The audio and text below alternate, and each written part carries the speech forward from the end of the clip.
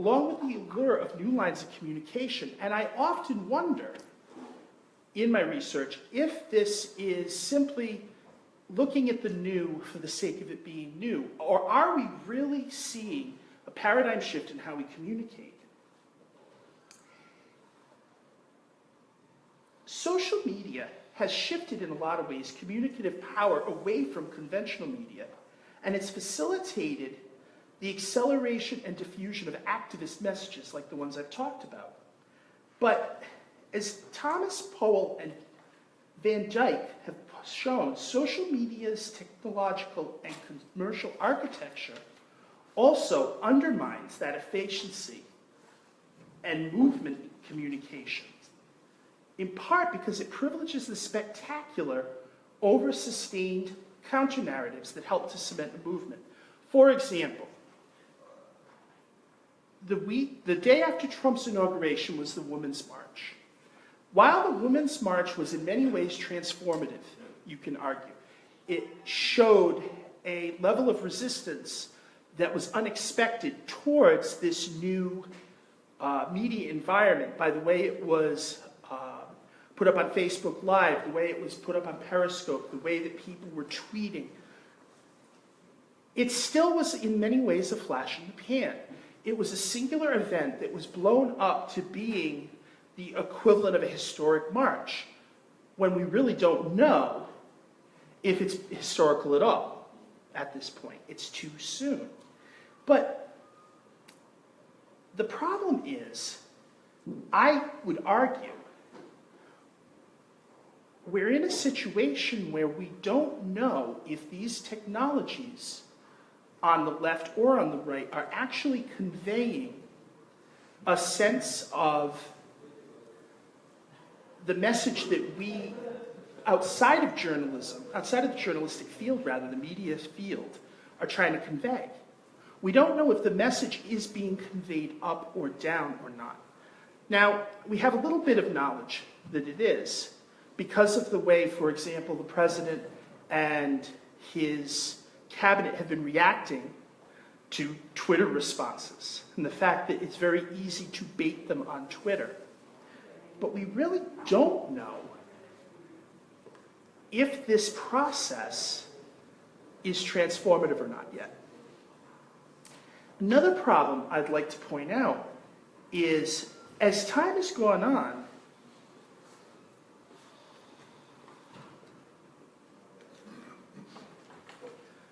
we've seen a collectivization of digital media technology. We've seen it being brought into more professional control. It's being brought into, for example, being bought out by different larger media companies. HuffPost, for example, was bought out by AOL. There are moves where Yahoo, AT&T has been trying to buy Yahoo. This could be an example of simply a new media technology, could be the example of a new media technology literally taking the place of an old. Sort of how television in some ways usurped radio in the late 40s, or how the internet has begun in some ways to usurp television now. Now, another point I would like to raise, and this is another point for my PhD, is Brian Winston points out that the media has benefited from the ability to suppress disruptive potential. When I talk about disruptive potential, what I mean is the potential that things like Twitter and things like Facebook and sites like that have to disrupt the normal process of journalistic movement, of the practice of the business of journalism, I mean. Has the internet and alternative media undergone this suppression? Or are we in a position of media balkanization? That's to say, are we in a position now where we're only listening to the messages we want to hear because there's such a profusion of alternative media messages out there that we can pick and choose the sources that we want to listen to? If I was to ask where people get their information and their media, I would venture to guess that probably one of the first sites that people would say would be they get their information from Facebook. That means that you're only going to get information that your friends are putting up and that Facebook thinks through the algorithms that it uses you are going to be interested in, and they're going to trend. You may also get, on the other hand, get your information from sites such as HuffPost, which is an aggregator. Because it's an aggregator, that information that you're going to be getting, again, is going to be moderated, but it's still going to be coming through a very strong left-wing lens. This media balkanization's always existed, but we're moving into a period where it becomes far easier to stay in your own little bubble than it is to travel outside of it. And this can create an environment where media that might counter your preconceived views can be excluded. And here's the bottom line. How can we have a sense of a national narrative in the public sphere if we're not all on the same page to some extent about the facts?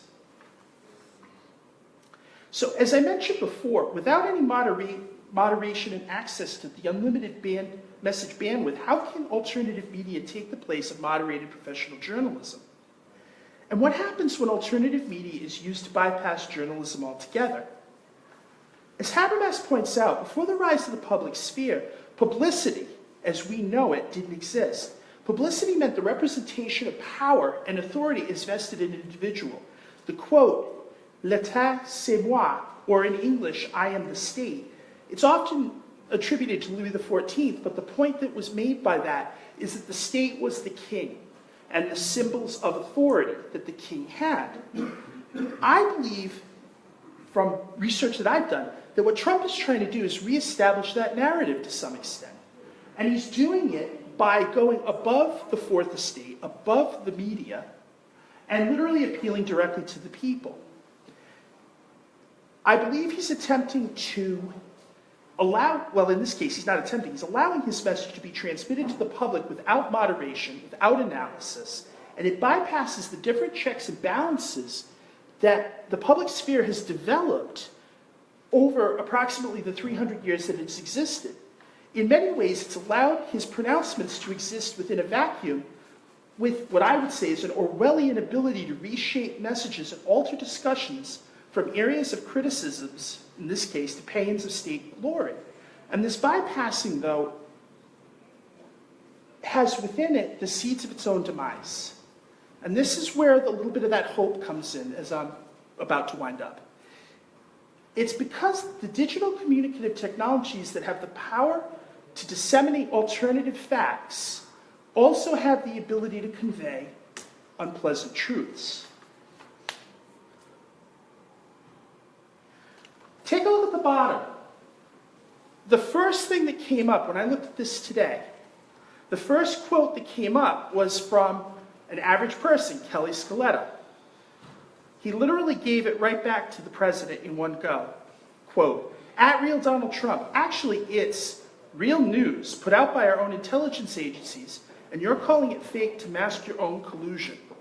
And this, I believe, is the true transformative moment of alternative media. It's the fact that we're no longer limited to being able to send messages only one way, from the top down. The fact that we are able, in this case, this person was able to directly challenge the President of the United States in what he believes was a falsehood. And he was able to do it directly and in a public forum where he would be seen.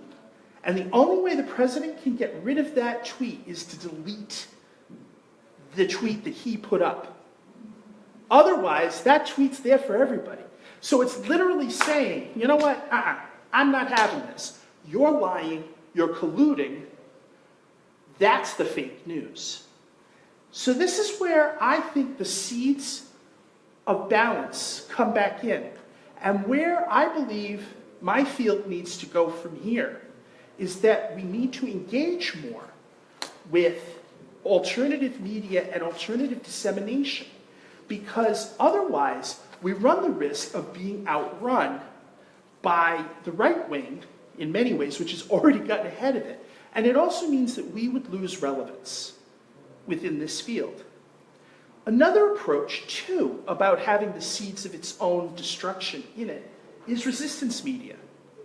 This is alt U.S. National Park Service that literally occurred 24 hours after the gag, 4 hours after that gag order was placed. Someone went rogue. Someone took over the Twitter account and started publishing, and then when they got cut off, they shifted to alt U.S. National Park Service, and they literally started posting the truth. So the one nice thing about alternative media is that even if one channel of communication is cut off, another channel is right there. Multiple channels are right there. So where I want to leave you today is back where I sort of started, which is with this.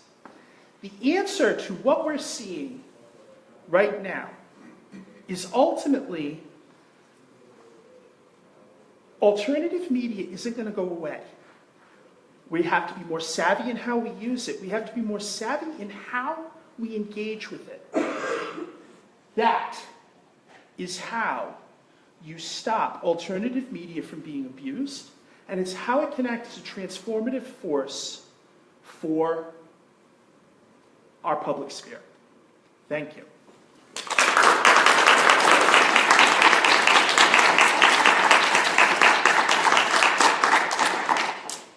Wonderful. We'd love to thank Dr. Diallo for this fascinating talk. And I failed to mention this at the beginning. Dr. Diallo has a PhD in digital media and a master's degree from Sussex University, and he's a undergraduate alum from the University of Rhode Island. So it's wonderful to have him back. We have about 10 to 15 minutes, and I'm sure that after that thought-provoking talk, we have some questions. So I'd like to open it up for questions for the speaker for about 10 minutes. Questions? Yes. Well, I love that you ended by stating there's a way back. There are many different channels. But then I wonder about what you said earlier about the balkanization. If we're each in our own bubble, are we going to see or believe or listen to or think about the other bubbles? What I've noticed in my own research is that as much as we like to hear narratives that reaffirm our beliefs, there is space, even in the most ideologically rigid media consumer, there's still space for people to hear alternative messages. Messages that they don't necessarily quite agree with. It depends on how it's conveyed. And that's where I agree with you. Balkanization can be quite important and can be quite risky because it has to be conveyed in a way that what I found is that it's almost as if people are getting a message that they wouldn't agree with because you're appealing to something that they do. For example, looking at climate change. If you wanted to try to convince someone about climate change that wouldn't necessarily believe in it, you have to appeal to something that they find important. That, I think, is the only way we can get around that balkanization. But I think that's also where we have an opportunity in the journalistic field. That's our duty. We have to know how to convey messages to our audiences that they don't want to hear. And I think it's where we've been sort of wrong-footed with alternative media. Because alternative media can be very sexy. It can be very attractive to people because it's a direct appeal. Whereas, we're the stuffed shirts that sit behind, Underwood typewriters. You know what I mean? And we're out of touch. I think that's where we do need to play catch up, but it's an opportunity. I do see it as an opportunity to get past that balkanization. Yes? Hi, yeah, that was a fascinating talk. I have a question about, I think the one medium that you didn't actually mention here was YouTube, which is a great platform for alternative news. But I have a question for you about the strategy that YouTube is now using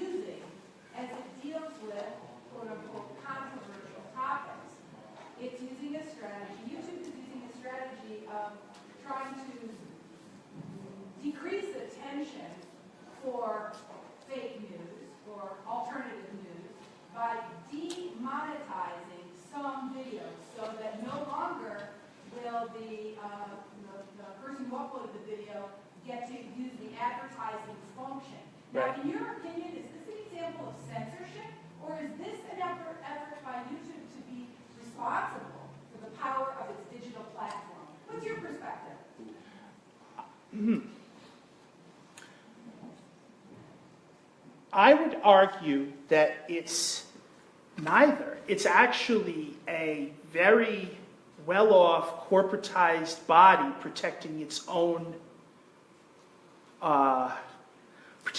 reputation. I don't, based on what you've said, because I had heard about this briefly, but I hadn't looked into it very deeply. I think that it's more that YouTube is worried about blowback from, particularly from the far right, less so from the far left. And I don't believe that YouTube is doing it altruistically. I think they're doing it because they have a sense of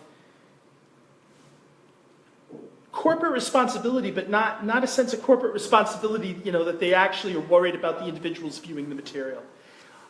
I do believe it's a form of censorship, but I don't see it as, it's not as bad as the alternative. I hate to say it like that. I don't mean to sound like I'm hedging, but I just don't think that, YouTube is doing it for the right reasons at all. I think they're doing it just to cover their bottom line.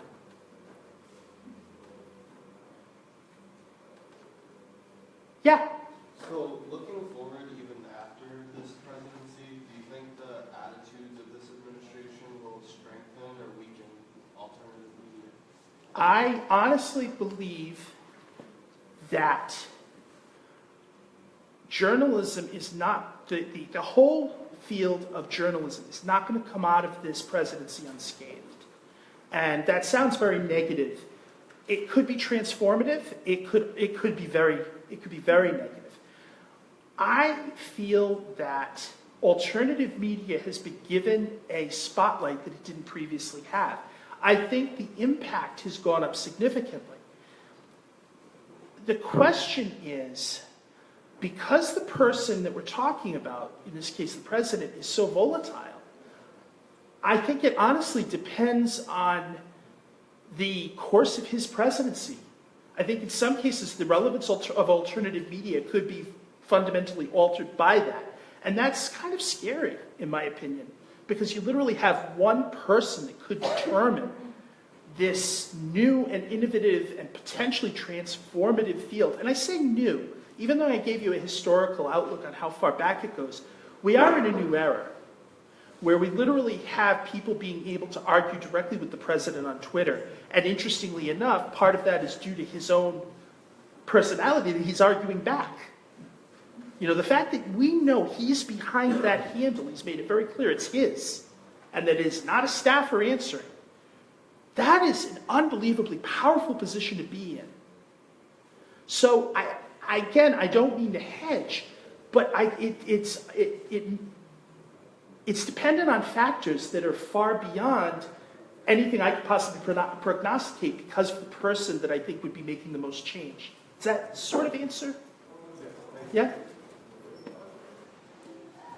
Yes? Yeah, just kind of building on that a little bit, you talked about accessibility to Twitter, and do you think that kind of lends itself to the abuse of people being able to not think about what they're saying, not think about just kind of creating more noise, where, how do you measure the good that's coming from that kind of medium, that kind of access versus people who can say whatever they want and not really have to own up to anything or not have anything. Trolls. Yeah. Trolls. Ever since the president got elected, I've ended up in the position where I'm constantly reminding myself on virtually a daily basis to, quote, don't feed the trolls.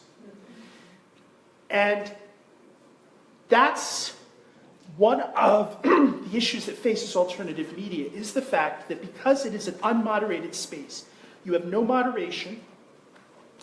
It took literally threats on, the actor she's on Saturday Night Live, Milo Yiannopoulos. Leslie Jones. It literally took threats on her life before Facebook finally intervened to take him off of YouTube, Twitter. I said Facebook, didn't I? I meant Twitter. The problem is that as soon as we put limits on this, we diminish the radical potential that it has for this communicative ability. Previously, I would say we have to take the good with the bad. Just like we have freedom of the press, which means that we have very little in the way of libel restraints on the press, because we believe in the rigidity of the First Amendment.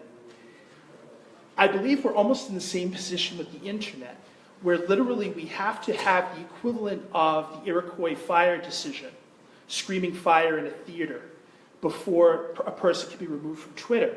It requires, though, people to be educated, and it requires people to be dispassionate when they're engaging with this material. They have to be able to look at the material and have some sense of dissemination, discrimination, not dissemination, discrimination. I think we have to rely on people's discretion and being able to discriminate between, in this case, hate speech or vulgarity or literally just lies and the truth. Otherwise, we're going to defeat the whole purpose or the whole promise that these technologies have. Yes? I wonder if you had a reaction to make to Sean Spicer's recent decision to call all the staffers into his office, have them open up their phones to him, and make sure they weren't using applications like Confide and Signal that encrypt and immediately delete messages. Well, my first reaction is it's the Pentagon Papers all over again. It's the same type. It's the same exact logic, and we basically have another situation of the equivalent of the White House plumbers. For those who don't know what I'm talking about things that happened in the Nixon administration. Pentagon Papers were the papers that were leaked that discussed the escalation of the war in Vietnam, and the plumbers were the group that were caught breaking into the DNC in the Watergate building, which led, of course, to the Watergate crisis. I think this administration is taking plays directly out of the Nixon strategy for media manipulation and control. I don't think they're going to succeed because of the fact that I was reading an article today about leaks. Leaks are as American. The author said leaks are as American as apple pie. And he went all the way back to leaks that happened before the first one he talked about involved Benjamin Franklin. Literally, that's how far back leaks have gone, and leaks to the press. Pre-revolution, that's what it was. It was in Philadelphia, a pre-revolutionary tax issue, and it got leaked to the press. So I think that it's not going to stop. And I think that Sean Spicer is wrong to try to stop it. What they should be doing is, and I think there's a very steep learning curve that they're going to learn pretty quickly.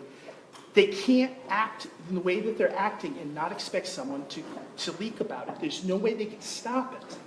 And I don't think they should be trying. They should instead be watching how they're acting. All right, unfortunately, we are out of time, but I do want to thank everybody again for coming and thank Dr. Diallo for this wonderful presentation. And again, just a quick reminder that March 23rd, 4 to 6 p.m., there will be a panel on finding reliable information in a post-factual world. So we hope to see you there. Thank you again. Thank you.